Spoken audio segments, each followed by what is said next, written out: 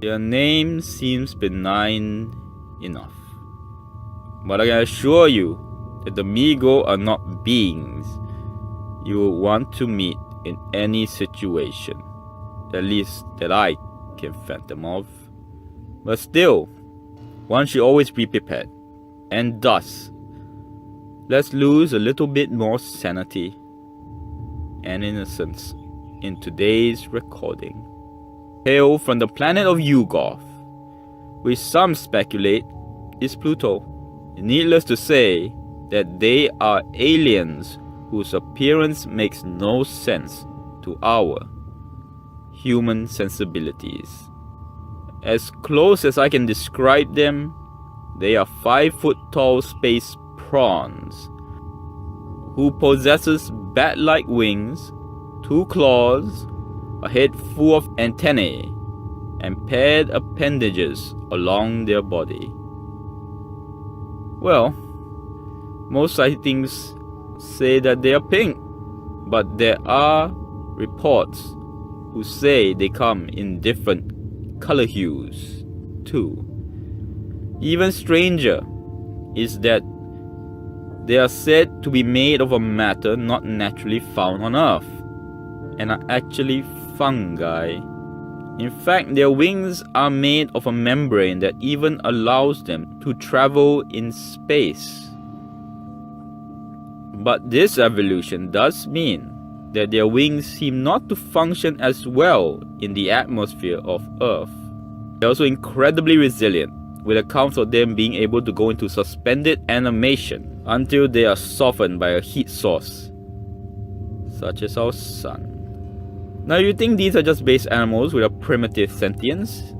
And how wrong you are, my friend, as the Mi Go are quite the scientific species, whose technology outstrips ours, and their majors are in neuroscience and surgery.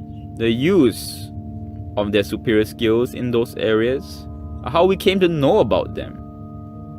When it was found out that they were removing human brains and putting them into brain cylinders to bring back to Yuggoth, which they can even attach to other devices so that the brain can still communicate with the outside world.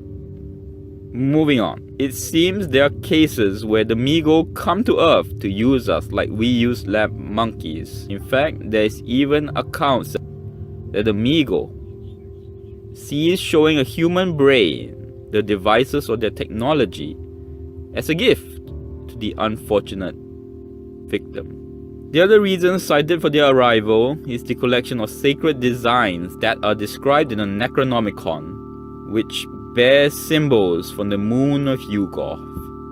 An important note is that they are said to be able to sense these symbols, so it's best to be rid of such items.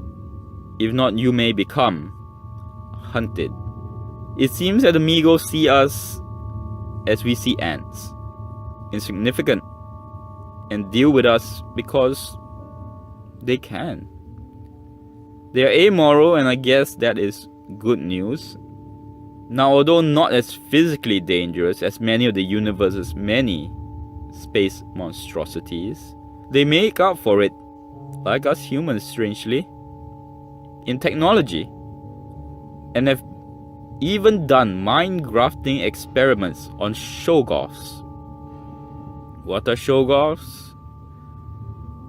That's a depressing topic for another time. The result is a tamer breed that the Mi Go can control telepathically and are called Go things. Lastly, they worship Hastur, Nyarlathotep, Semelop, Shub-Niggurath, and so on. And unlike so many of my recordings, I leave good news at the end. There is a rumor that the Mi Go are thrown off their elder god worship and are now possibly at war with them. In particular with Hastur, whose hatred at the betrayal has spawned the Brotherhood of the Yellow Sign, who are said to go around hunting Mi Go, That being said, results of trying to ally ourselves with them have produced only failure. As it seems, their alien concept of morality is so different with ours, it is incompatible. I still advise you to deal with them with utmost caution and hostility.